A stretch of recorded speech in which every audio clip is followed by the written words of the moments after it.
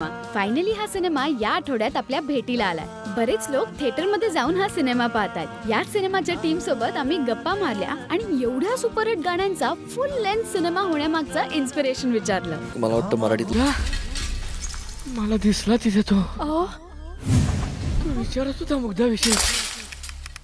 या सिनेमामधून संस्कृती आपल्या समोर एका वेगळ्याच रूपाने येणार आहे। तिने सुद्धा ही भूमिका करताना बऱ्याच गोष्टी एक्सपिरियन्स केल्या। तिच्याकडूनच ऐका। ही फिल्म शूट केली ना तेव्हा खरंच ऐक बापरे, अंगावर आत्ता पण काटा आला की जेव्हा मी तो सीन करत होते ना तेव्हा मला असं वाटलं बाप रे, हे किती अवघड असतात या गोष्टी।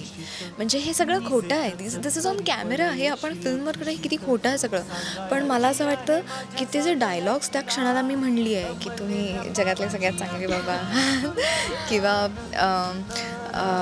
एकदा फक्त स्वतःच्या मुलीवर विश्वास दाखवायचा होता बाबा किंवा वॉटेवर, किंवा इनफॅक्ट ट्रेलरमध्ये आपण असं की बाबा तिचे पाया पडायला जातात, तर ते फारच अंगावर काटा आणणार होतं। म्हणजे मला संदीप दादा तर होतेच, पण त्यांच्याऐवजी मला माझे स्वतःचे पप्पा दिसत होते आणि पप्पांनी असं काहीतरी करणं is oh my God too much. तर त्यामुळे तो सीन खूप मेंटली एक्झॉस्ट करणारा होता। तुम्ही जगातले सगळ्यात चांगले बाबा।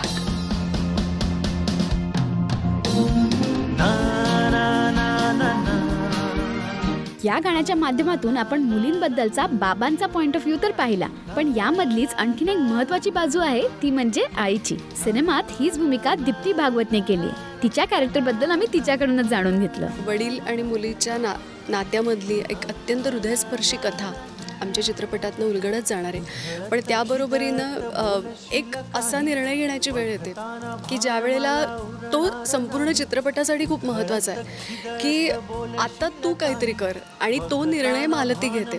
तर तो निर्णय नेमका काय आहे तो सुद्धा मला असं वाटतं चित्रपट पाहताना तुम्हाला कळेल। त्यामुळे फक्त हृदयस्पर्शी चित्रपट न राहता एक सामाजिक चळवळ म्हणून सुद्धा हा आमचा चित्रपट आपल्यासमोर येतोय। त्या रात्री नक्की काहीतरी घडलंय।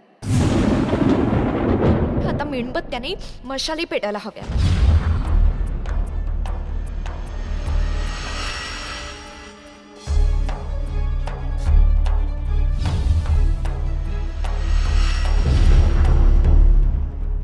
सिनेमाचा सर्वात मोठा USP आहे याचं टायटल, म्हणजेच हे गाणं। त्यावेळी गप्पा मारायला याचे संगीतकार म्हणजे सलील कुलकर्णीही आमच्या सोबत होते। सिनेमात या गाण्याशिवाय दुसरं गाणं नाहीये याचं कारणही आम्ही त्यांना विचारलं। माझ्याकडे नेहमीच जेव्हा कोणी दिग्दर्शक जेव्हा येतात तेव्हा मी त्यांना प्रत्येक वेळेला हेच विचारतो की हे नक्की आवश्यक आहे ना गाणं, कारण मला असं वाटतं की म्हणजे ती फिल्मला सपोर्ट करणारी गाणी असावी। आता गाणं चालू झालंय म्हणून जर लोक गप्पा मारायला लागली तर ते दोघांचाही त्याच्यामध्ये पराभव असतो, दिग्दर्शकाचा आणि म्युझिक डायरेक्टरचा। त्यामुळे अत्यावश्यक असेल तरच, आणि त्यामुळे त्यांना योग्य जर वाटलं असेल की हे एकच गाणं पुरेसं आहे तर I definitely respect their views.